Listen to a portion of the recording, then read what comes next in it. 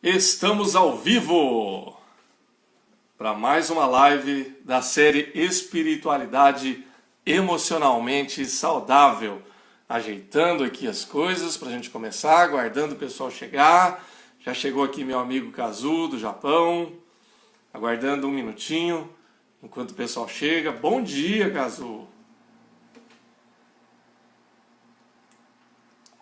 Boa noite para você, né?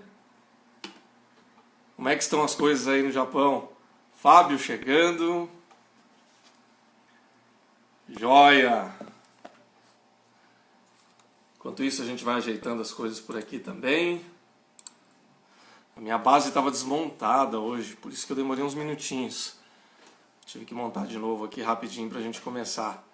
Aí tá calor no Japão? Rapaz, você sabe que aqui no Brasil também tá. Aqui em São Paulo, pelo menos, né? Capital. Nós estamos no inverno, mas esses últimos 2 ou 3 dias esquentou um pouquinho e tá gostoso. Eu prefiro o calor. Bom dia, Fábio. Tudo bem? Gisele, bom dia. Chegando aqui. Joia. A gente vai movimentando aí para começar, para a gente falar aí da nossa série. Muito legal, gente. Joia. Mais um minutinho para a gente começar então e seguir adiante aqui com o nosso estudo nessa manhã. Ou no horário em que você estiver assistindo aí. No caso de quem está no Japão, à noite. E para nós aqui no Brasil de manhã. No domingo pela manhã, no Facebook da IPI de Vila Moinho Velho também vai estar sendo projetado pela manhã. E quem for assistir em outro horário, seja ele qualquer, bom dia, boa tarde, boa noite para você. Pessoal, antes da gente começar, bom, eu vou falar isso no final de novo, mas só uma comunicação aí de novidade. Essa série que nós estamos acompanhando, você que tem acompanhado ao vivo aqui no Instagram comigo, você já sabe que ela acontece 95% das vezes durante a manhã de sábado, sempre às 10h30 no sábado pela manhã. Depois ela também fica salva aqui no Instagram. Bom dia, Márcia. Fica salva aqui no meu IGTV no Instagram. Ela fica salva também no perfil da IPI de Vila Moinho Velho no Facebook. Fica salvo lá. E agora também nós estamos salvando esta série no meu canal no YouTube. Então, se você quiser depois acompanhar cada um dos capítulos, dos encontros, além da opção do Facebook da igreja, você também tem meu canal no YouTube. Você pode ir lá acompanhar depois. No final vou dar mais detalhes, vou falar de novo desse canal e você pode então acompanhar. Nós já temos, se eu não me engano, acho que já 4 ou 5 episódios editados e colocados lá, deixa eu ver aqui, já no início, pra gente ir falando.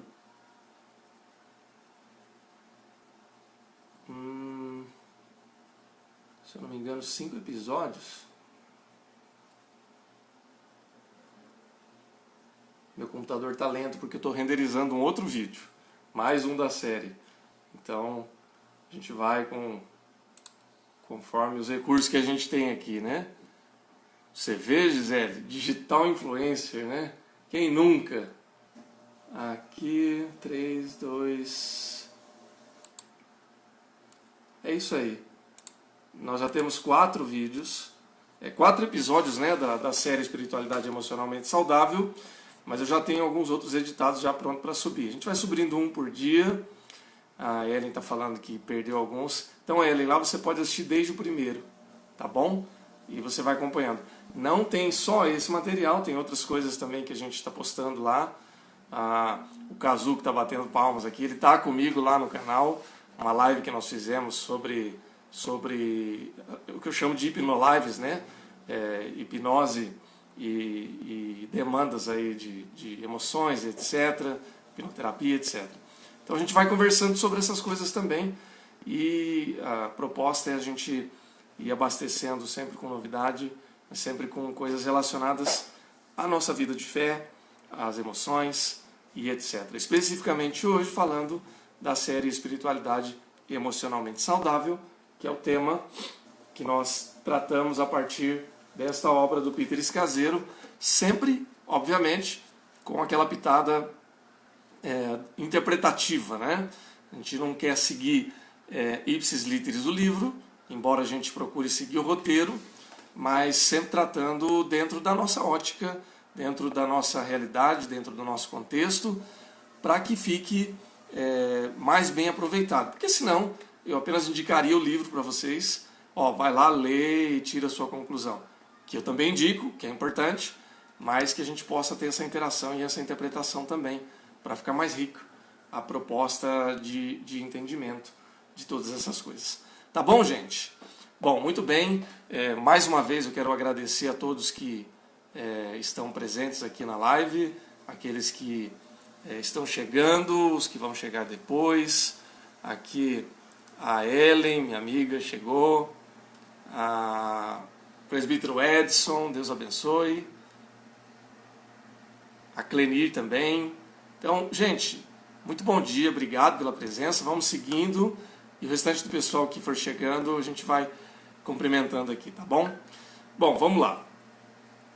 Na semana passada, deixa eu só fechar o WhatsApp aqui para não ficar fazendo barulho, que já tem outros barulhos aqui em casa que não tem como evitar, porque são os barulhos do ambiente. Semana passada nós finalizamos o capítulo 6, que a gente dedicou um tempo bom aí para falar sobre a muralha, né, que foi o conceito da gente ter a vida emocional e espiritual como uma jornada, onde a gente, em um determinado momento, se depara com uma muralha, que é uma barreira, um impedimento da gente passar por uma outra etapa da nossa vida, por uma outra etapa da nossa jornada emocional e espiritual. Aquele momento que a gente fica estagnado, e aí ou a gente regride, porque não existe estabilidade e estagnação, ou você caminha e progride, ou você vai regredir, você não consegue ficar no mesmo patamar indefinidamente. Então, naquele momento, nós falamos sobre a nossa espiritualidade e a necessidade que nós temos, portanto, de seguir adiante. E como Deus nos ajuda, como Deus nos trata, como é importante a gente abrir o nosso coração e fazer uma autoanálise das nossas emoções para que sim, nós tenhamos condições de caminhar. Ok? Então, basicamente, nós falamos dessas coisas, das tribulações que a gente passa no meio da caminhada e das muralhas. A gente fez essa diferenciação entre muralha e tribulação, ou seja, tribulação são as lutas do dia a dia, né? As contas que você tem que pagar, as pessoas difíceis que você tem que lidar, a sua rotina que às vezes é um pouco mais cansativa do que o normal. Isso são tribulações, tá bom? Aquele probleminha do dia a dia. E a muralha é aquele problema grave, aquele problema profundo, aquelas lutas difíceis que tiram toda a nossa estrutura. Um divórcio, uma enfermidade na família, uma enfermidade que nós passamos, a perda de um ente querido, a perda de um trabalho, de uma profissão, de um emprego, uma traição. Então, isso é muralha. Tá? Por quê? Porque quando essas coisas acontecem, a nossa estrutura emocional ela fica totalmente, eu não vou dizer comprometida, mas ela passa por um abalo muito sério. Então, pode vir a ficar comprometida se a gente não tiver estrutura para lidar. Então, é aí que a gente vai ter condições de ou ultrapassar ou ficar no mesmo estágio. Esse é o tema do vídeo, da aula, do estudo anterior. Então, é só para a gente ter essa reflexão. Eu quero avançar hoje, já iniciar o capítulo 7, tentar não perder muito tempo, porque o assunto é longo, como eu tenho feito. Nós vamos trabalhar o capítulo em dois encontros, não 2 vídeos, mas 2 encontros. Então hoje e no próximo sábado a gente finaliza, então essa é a primeira parte e nós vamos investir um tempo aí para conversarmos sobre isso. Ok, gente? Até aqui alguma dúvida, alguém quer fazer algum comentário ainda sobre o que nós vimos na semana passada e nessa introdução hoje, se você quiser, pode digitar, comentar aí que eu vou interagindo com você e nós vamos falando. E aí então a gente vai seguindo em frente. Tá bom? Hoje nós vamos falar sobre o capítulo 7, quando você quiser ir comentando aí, que tem como tema Amplie sua alma através do sofrimento e da perda. E como subtema, subtítulo, rendendo-se aos seus limites. Hoje é pesado, gente. Mais ou menos, né? É pesado no sentido de que agora, uma vez que a gente já reconheceu que a muralha é aquele momento em que a gente tem que lidar com perdas, que a gente só consegue ultrapassar a muralha depois que a gente sabe lidar com elas, então agora é hora de falar delas. A gente já conceituou, já entendeu, agora vamos um pouquinho mais profundo, né? Vamos tentar reconhecer aqui que todos nós temos os nossos limites. Para isso, eu quero voltar ao livro de Jó, que nós já falamos, voltar porque nós já falamos na semana passada, né? Então, se você quiser ir abrindo aí, tudo bem. Senão você pode só ler comigo aqui o livro de Jó. Lá nós vamos falar um pouquinho sobre a tribulação. Jó, na verdade, é um paradigma, né? É um modelo, é um exemplo do ser humano no nível de sofrimento mais profundo que, apesar de tudo, consegue e pode ser restaurado por Deus e tratado em todas as suas questões e emoções. Eu vou começar no capítulo 1 de Jó, já nos primeiros versículos, para a gente falar um pouco a respeito dessas coisas, e a gente vai, ao longo desse capítulo, a gente vai retomando essa história, esse assunto. Diz assim: havia um homem na terra de Uz, cujo nome era Jó, homem íntegro e reto, temente a Deus e que se desviava do mal. Nasceram-lhe 7 filhos e 3 filhas. Possuía 7.000 ovelhas, 3.000 camelos, 500 juntas de bois e 500 jumentas. Era também muito numeroso o pessoal ao seu serviço, de maneira que este homem era o maior de todos os do Oriente. Seus filhos iam às casas uns dos outros e faziam banquetes, cada um por sua vez, e mandavam convidar as suas 3 irmãs a comerem e beberem com eles. Decorrido o turno de dias de seus banquetes, chamava Jó a seus filhos e os santificava.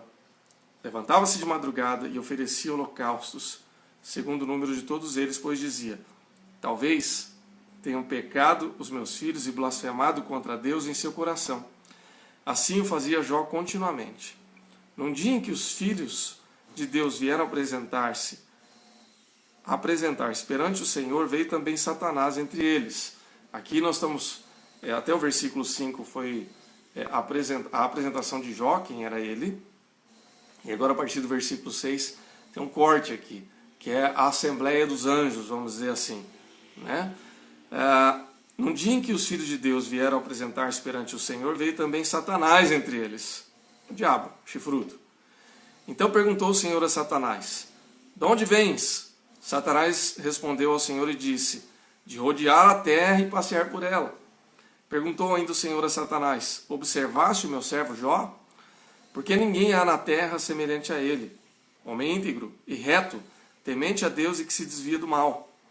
Então Satanás respondeu ao Senhor: porventura Jó debalde teme a Deus? Acaso não o cercaste e concebe a ele a sua casa e a tudo quanto tem? A obra de suas mãos abençoaste e os seus bens se multiplicaram na terra. Estende, porém, a mão e toca-lhe em tudo quanto tem, e verás que se não blasfema contra ti na sua face.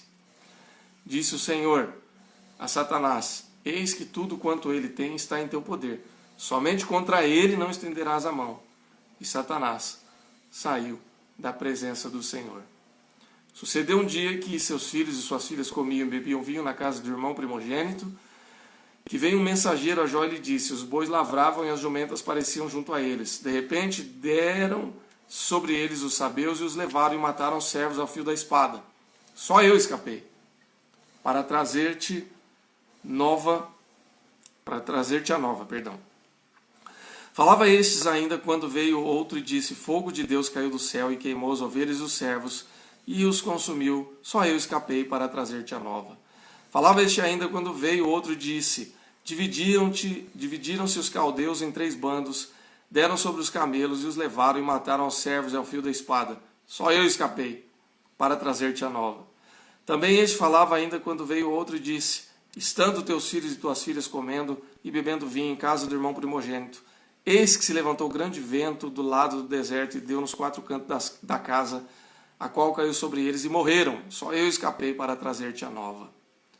Então Jó se levantou, rasgou seu manto, raspou a cabeça e lançou-se em terra e adorou. E disse: nu saí do ventre de minha mãe, e nu voltarei.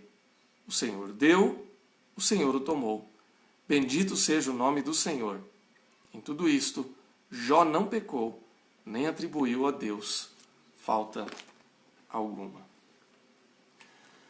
Pessoal, esse texto foi o capítulo 1 todo, e o livro todo ele tem uma série de eventos e de conjecturas e de significados, mas ele serve para tratar conosco acerca desse tema da perda e do sofrimento.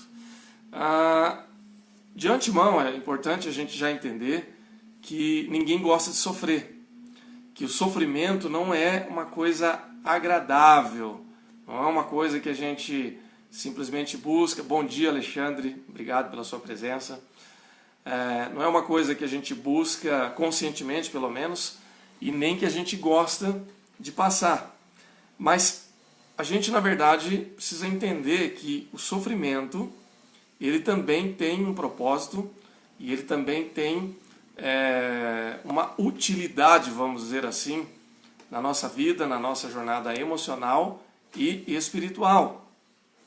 Ou seja, os nossos limites, eles estão atrás de todas essas perdas. A gente, na verdade, só conhece os nossos limites, a gente só começa a delinear as nossas limitações quando a gente passa pelas perdas, pelas dores, pelas dificuldades, porque aí os nossos pés eles começam a tomar ciência do chão ali, né? Qual o limite da nossa humildade, quais são os limites da nossa vida e das nossas possibilidades, portanto. Então, na verdade, o sofrimento aqui é qualquer experiência adversa, emoção negativa, qualquer ato de sofrer e de padecer, que delineiam aqui, portanto, os nossos limites. Assim, todos os nossos limites eles estão atrás das nossas perdas.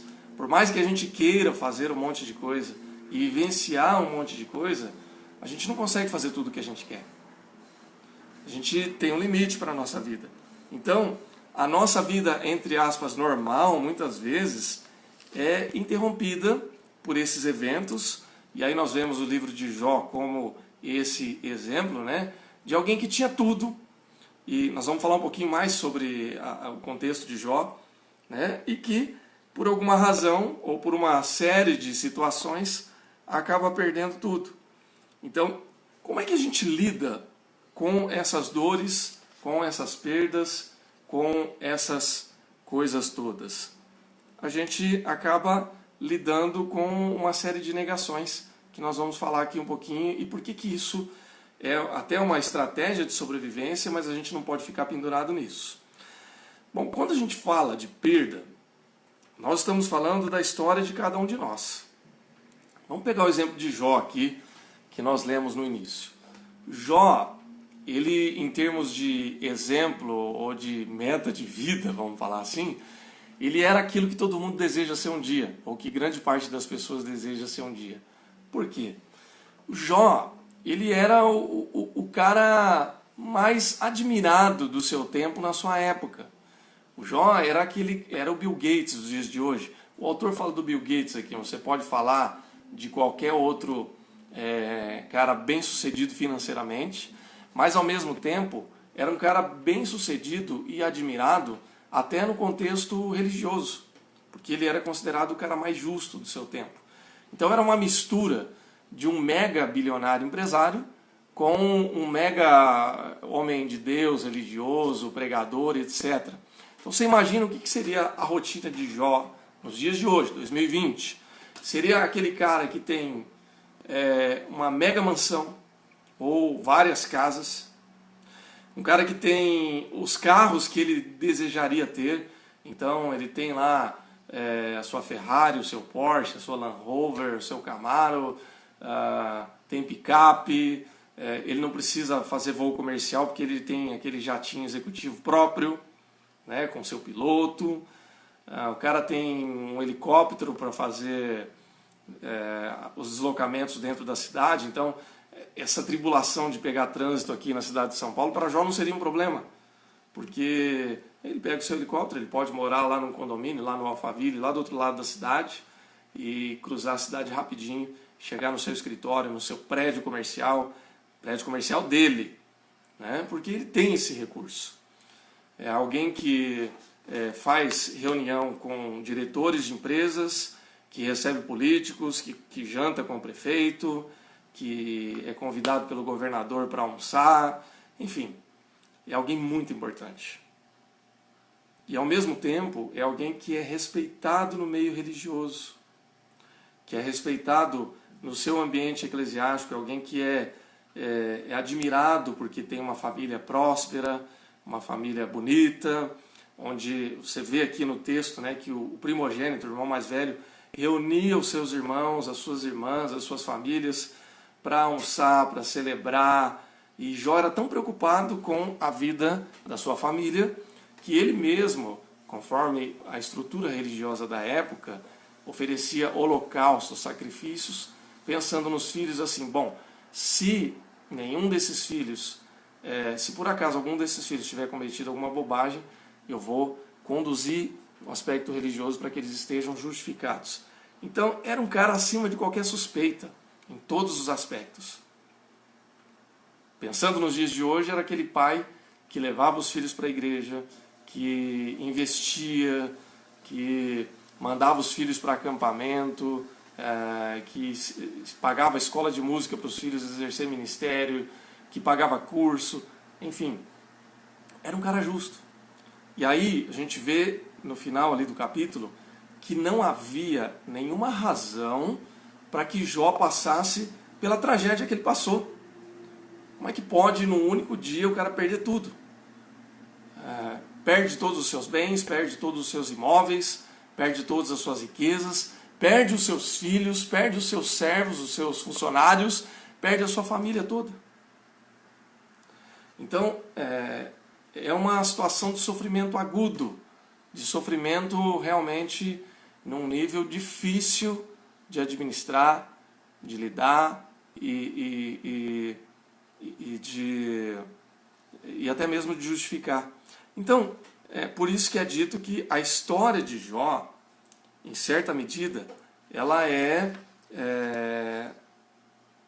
trazida como uma situação extrema, mas que serve para cada um de nós. Por quê? Porque a história de Jó, gente, guardadas as devidas proporções, é a história de cada um de nós. Por que eu estou dizendo isso? Porque todos nós, em alguma medida, passamos por perdas. Todos nós passamos por sofrimento. Todos nós passamos, em algum momento, por alguma dor aguda. Então, por exemplo, eu tenho certeza que você já passou por perda na família. Não é verdade? Nós já perdemos alguém que a gente ama.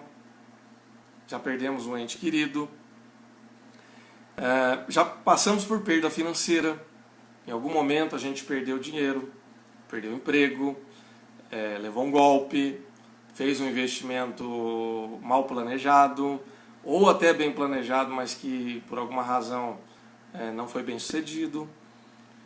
A gente já teve que... Você já bateu o carro, talvez, já roubaram alguma coisa de você. Então a gente tem perdas financeiras. Nós temos perda de saúde. Um dia você está bem, outro dia você pode estar com uma enfermidade. Nós perdemos a nossa juventude. Então, por exemplo, hoje eu estou com essa olheira aqui, né? Porque eu fui dormir tarde e acordei muito cedo hoje. Gente, eu lembro quando eu fazia faculdade, eu tinha um gás, eu tinha uma energia. Ainda tenho muita energia hoje, graças a Deus. Mas eu lembro que era muito mais fácil recuperar. Uma noite de sono me recuperava muito mais do que nos dias de hoje. Então a gente vai perdendo a juventude também.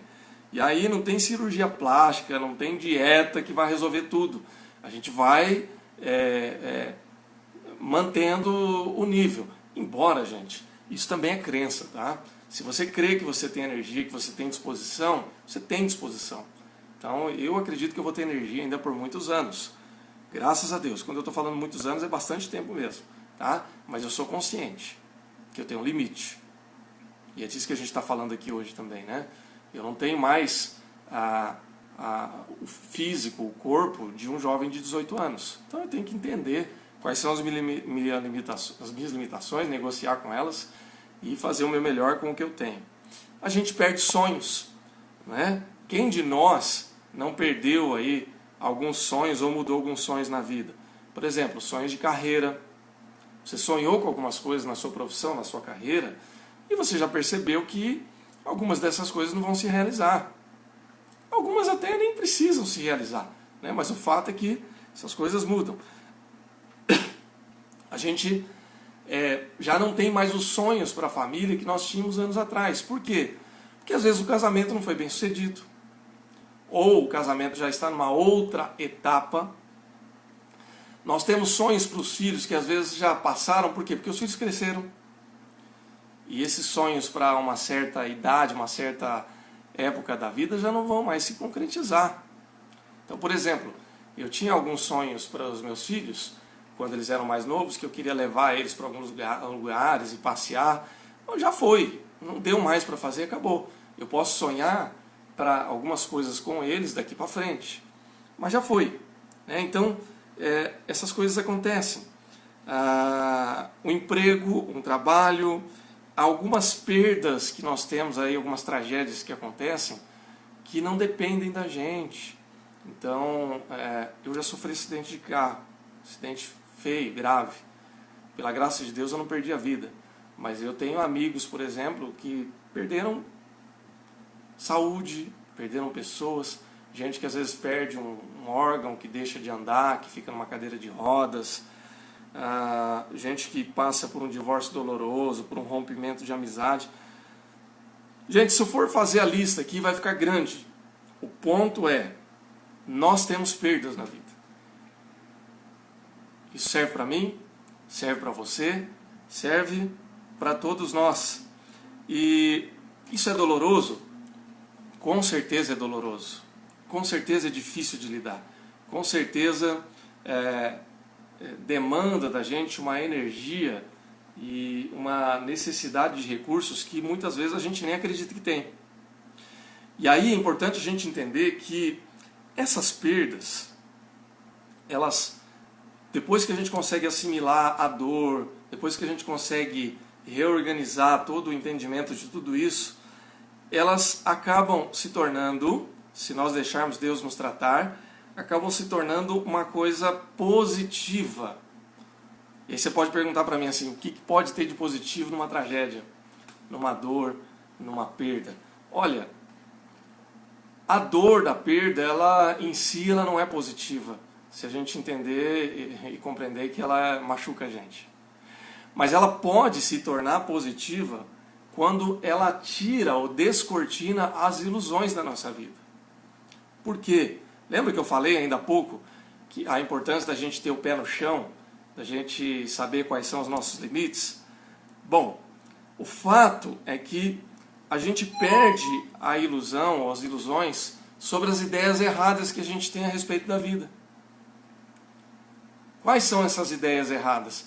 As ideias e os conceitos que a gente tem, por exemplo, a respeito de família. A gente não idealiza muito a respeito da família? Ou do casamento? Ou dos nossos relacionamentos? A gente idealiza muito. A gente acha, por exemplo, que a esposa ou o marido sempre vai ter que ser daquele jeitinho que a gente imagina, quando não é verdade. Às vezes não vai ser assim. A gente idealiza muitas coisas para os nossos filhos e aí a gente não consegue realizar os sonhos que a gente achava que tinha que acontecer com os filhos, E chega um momento que a gente acorda para a realidade, que muito do que a gente está pensando ou idealizando é ilusão. É até bonito, é romântico, mas não é palpável. A gente às vezes idealiza muitas coisas. Eu estava falando aqui o caso do Jó, né, que seria um Bill Gates dos dias de hoje. Gente, quantas pessoas no mundo conseguem viver esse estilo de vida? Muito poucas. Pouquíssimas. Uma parcela absurdamente pequena da população vai ter esse estilo de vida. E quem falou que esse é o estilo de vida ideal para todos nós? A maior parte, a imensa, esmagadora parcela da população vai viver uma vida anônima e comum, e normal. E que bom, não é? Porque a maioria de nós não está talhada e não tem uma estrutura para viver esse nível de vida. Às vezes a gente fica olhando, invejando, né? Puxa vida, queria ter esse estilo de vida. Será mesmo que você queria? Porque a demanda de responsabilidade é muito grande. Então, por exemplo, se você for uma pessoa milionária, multimilionária, bilionária, você vai ter que viver cercado de segurança. Eu estava assistindo outro dia uma entrevista de um bilionário brasileiro e ele estava falando isso, que a equipe de segurança dele é composta por mais de 80 pessoas. Ou seja, ele tem mais de 80 funcionários só para cuidar do entorno da segurança da família dele. É gente que leva, gente que traz, gente que cuida da casa, gente que está ali vigilando. Ou seja, é um Big Brother pessoal, né, de vigilância. Para quê? Para que essa pessoa não seja sequestrada, não seja assaltada, não seja roubada. Então, cada um sabe onde o calo aperta, né? Então, quando a gente passa das ilusões, e aí, olhando até para o aspecto espiritual, eclesiástico da igreja, muitas vezes a gente cria uma ilusão a respeito de quem é Deus, de como Deus cuida de nós, de quem é Jesus, do que é a igreja. E quando a gente começa a ter algumas perdas e até algumas decepções, a gente põe o pezinho no chão e começa a olhar para a nossa realidade de uma maneira muito mais honesta, muito mais objetiva, e aí a gente começa a entender melhor quem somos nós, quais são as nossas relações, qual é o verdadeiro peso que nós devemos dar para a nossa esposa, para o nosso marido, para os nossos filhos, para os nossos pais, para o nosso trabalho, para a nossa igreja, para o nosso pastor, etc, etc. Ou seja, a gente se encontra de uma maneira muito mais humana, muito mais honesta e muito mais realista com a nossa vida. Ok, gente? Pessoal, deixa eu fazer uma pergunta até aqui. Isso que eu estou falando faz sentido para você? Está compreensível? Dá para entender as coisas dessa maneira como nós estamos falando? Se faz sentido para você, comenta aí. Dá um joinha, dá um ok, enquanto eu tomo uma água. Ou se você tem alguma dúvida ou quer fazer algum comentário com relação a isso, comenta aí. Fala aí pra gente.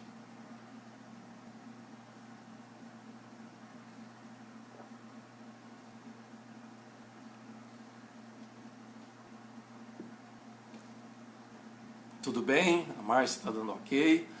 A Ellen está dizendo que faz muito sentido. Joia. Bom, vamos lá. Se a gente entende isso, né, se a gente entende que as perdas elas nos ajudam a colocar os pés no chão e ter uma visão mais realista, vamos dizer, da nossa vida, do nosso entorno, das nossas relações, como é que a gente vai lidar com isso? Porque veja, lembra que nós falamos no início, né, que o sofrimento ele tem esse papel, ele cumpre esse papel, mas ele é doloroso. E por mais que esse papel de nos colocar de volta à realidade seja importante e necessário, mas não é fácil ficar vivendo a dor, e Deus não quer também que a gente viva a dor de maneira indefinida. Como se, tudo bem, está doendo, deixa doer e vamos lá.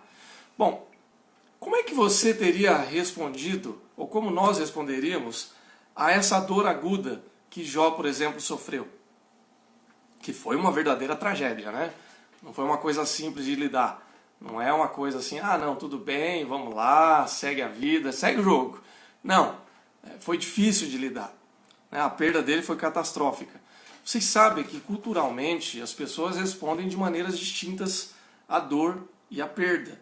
E quando eu falo culturalmente, vai desde uma cultura maior, por exemplo, a cultura latino-americana, a cultura norte-americana, a cultura europeia, falando no sentido macro, quanto no sentido individual também. A cultura familiar, a cultura da sua cidade, do seu bairro. Então, eu posso falar, por exemplo, de perda. Eu, como pastor, já citei aqui anteriormente, né, que eu já fiz e participei de muitos velórios. Meu primeiro ofício fúnebre eu fiz no meu primeiro ano de seminário.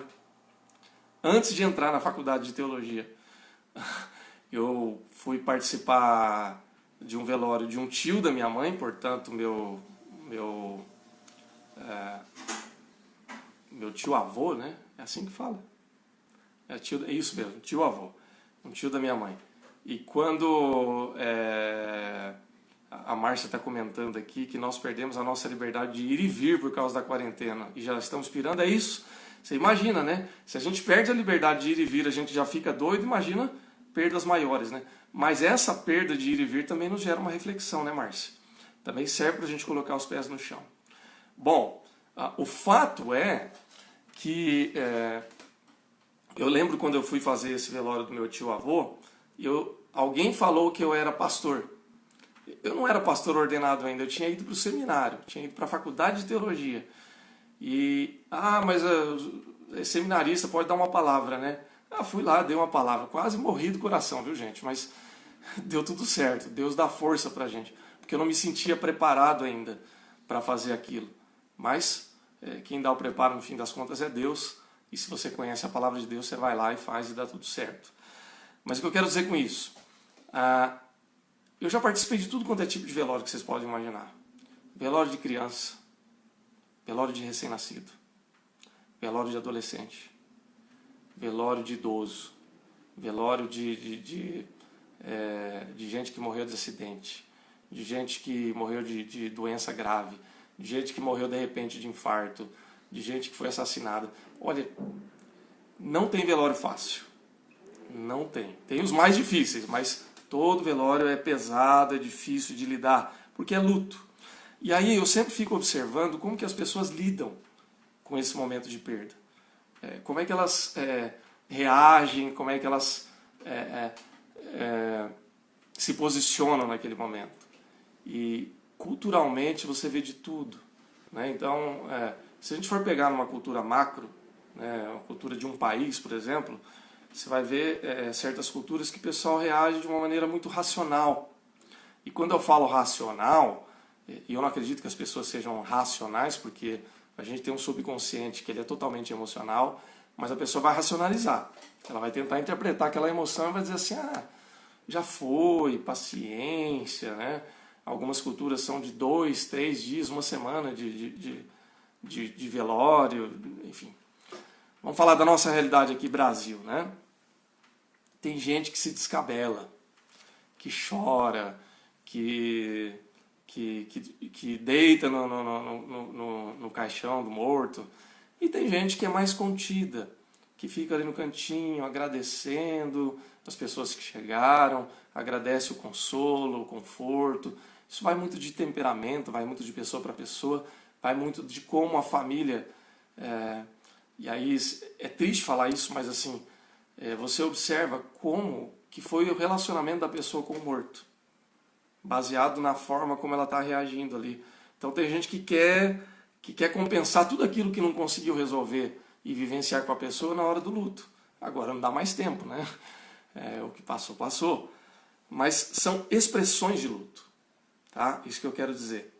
Como que a pessoa lida com a perda naquele momento? Então, o que eu quero dizer com isso é que as pessoas têm sentimento.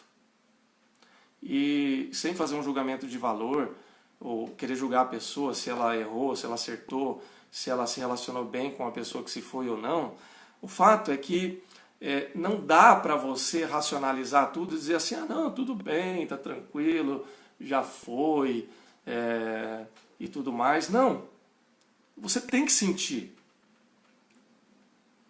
O sentimento faz parte da nossa vida. essa história de negar e minimizar a nossa ferida não dá certo. Eu me lembro, gente, isso é uma coisa muito pessoal, tá? Meu pai faleceu no ano de 2000, já faz 20 anos que meu pai faleceu. Eu já tinha perdido outros entes queridos, já tinha perdido meu avô, já tinha perdido um tio e tal. Sempre é doloroso. Mas quando foi ali de casa, foi assim, uma dor terrível, terrível. Na época, então a ideia de perder o pai era muito pesada. Só que, como é que foi isso na época?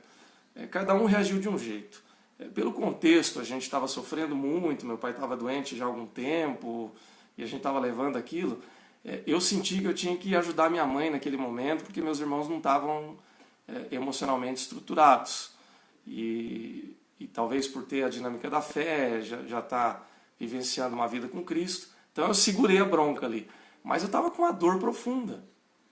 Uma dor muito grande. E foi aquele velório longo, depois à noite, até de manhã. Vocês conhecem essa história. Então eu não me permiti demonstrar emoções ali, chorar intensamente e tal. E aquilo ficou represado.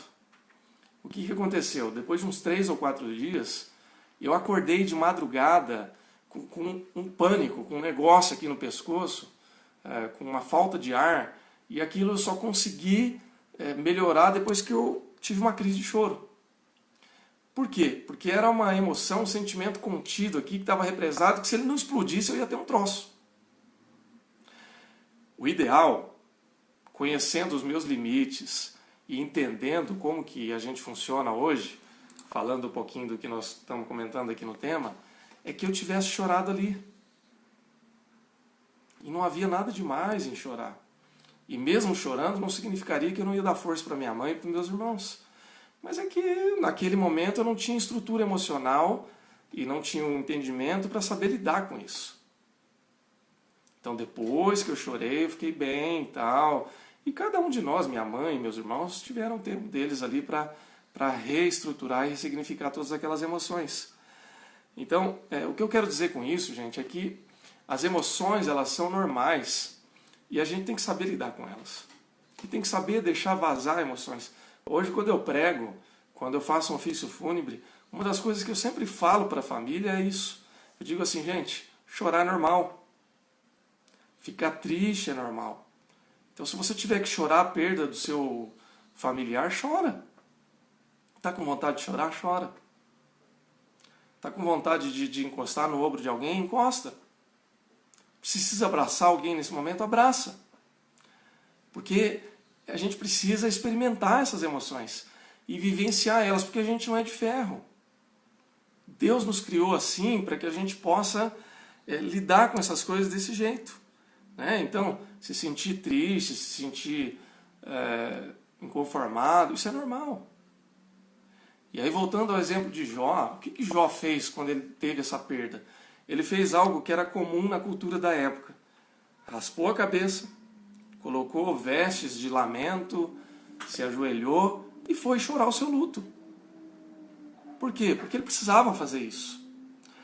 Mas ao mesmo tempo ele se colocou na presença de Deus e ele disse assim, Senhor, o Senhor deu, o Senhor tirou. Bendito seja o teu nome. Ele não colocou a culpa na conta de Deus. Ele até poderia racionalizar e pensar, Deus que fez isso, que desgraça. Não. Ele louvou a Deus, ele teve uma atitude de alguém que realmente acreditava no Senhor e ele foi em frente. Foi fácil? Não. Mas aí foi aquele momento de estruturar todas as coisas e de entender que talvez as coisas pudessem chegar a algum termo. Nós não lemos o restante do texto, ou dos outros capítulos, mas depois ele sofre de uma enfermidade severa. E a situação fica tão grave para ele, que ele tem que sair da cidade dele e ir lá no lixão mesmo, lá onde o pessoal depositava o lixo, que era onde viviam os párias, pessoas que tinham doenças graves, lepra, essas coisas todas. E chega num ponto que a vida dele fica tão desestruturada, que até a esposa dele não aguenta. Então, tragédia atrás de tragédia. E como lidar com todas essas coisas? A orientação aqui, pessoal, é para que a gente deixe cair nosso escudo. Deixa cair as nossas defesas. Nessa hora, emocionalmente, a gente precisa olhar e falar assim, cara, eu não sou de ferro. Eu tenho limites. E as pessoas que estão ao meu redor também têm limites. Ninguém é perfeito. Ninguém é super-herói. Ninguém é indestrutível. Só Deus é todo-poderoso. Nós temos as nossas falhas, as nossas limitações, as nossas impossibilidades. E que bom que a gente consegue reconhecer isso. Porque demonstra que nós somos humanos, feitos de carne e osso. E isso nos ajuda por quê? Porque faz com que a gente não exija de nós acima das nossas possibilidades e nem espere das outras pessoas aquilo que não está na possibilidade dela. Faz com que a gente não se culpe em demasia, porque sim, a gente se culpa demais, a gente se cobra demais, a gente espera demais de nós mesmos. E sim, a gente muitas vezes espera demais das outras pessoas. E aí quando a outra pessoa não cumpre a nossa expectativa, a gente fica chateado. E acha que a pessoa está traindo a nossa confiança, e nem sempre. Às vezes é que ela não pode dar aquilo que você está esperando. É demais para ela, é demais para nós. Tá claro isso até aqui, gente? Faz sentido? Se você tiver alguma pergunta, algum comentário sobre isso, comenta aí.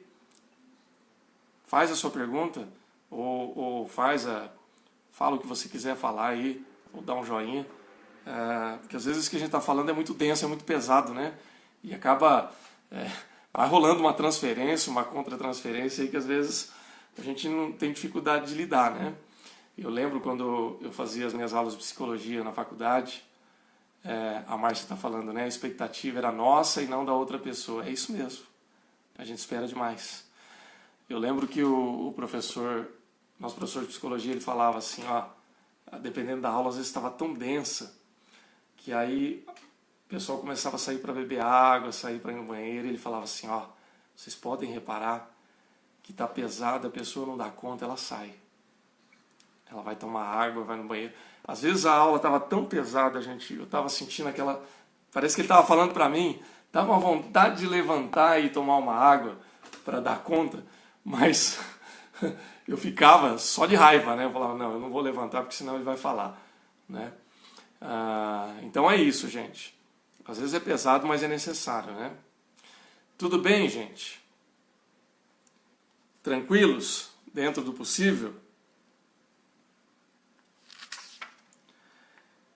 Bom, eu quero falar ainda sobre alguns pontos aqui, né? Alguns níveis de defesa que a gente acaba criando para nós. Só que eu estou aqui com... Quanto tempo? Acho que eu estou com 50 minutos de live. Eu posso fechar aqui antes de dar uma hora para a gente começa a outra... Nós não vamos não vamos fazer uma segunda live de uma hora, mas talvez aí de uns 15, 20 minutos. Posso encerrar essa primeira e já começar a segunda para não correr o risco de fechar a cortina aqui antes da gente, ou no meio do caminho? Pode ser assim, gente? Vocês ficam comigo mais um pouquinho? Eu fecho com 50 minutos aqui, antes de dar uma hora, e aí a gente fica mais uns 20 minutinhos? Pode ser? Posso contar com vocês aqui para a segunda parte da live? Dá um joinha aí, se você puder. Aí nesse meio tempo eu vou buscar a minha água, né? Para o professor de psicologia não falar que eu estou fugindo antes. Eu encerro, começo a segunda com a minha caneca cheia aqui de novo e a gente vai em frente? Pode ser? Então tá bom, gente. Obrigado. Estou encerrando aqui, vou só salvar ela no GTV. 2, 3 minutinhos e a gente já começa a segunda live. Tá bom? E eu espero vocês lá.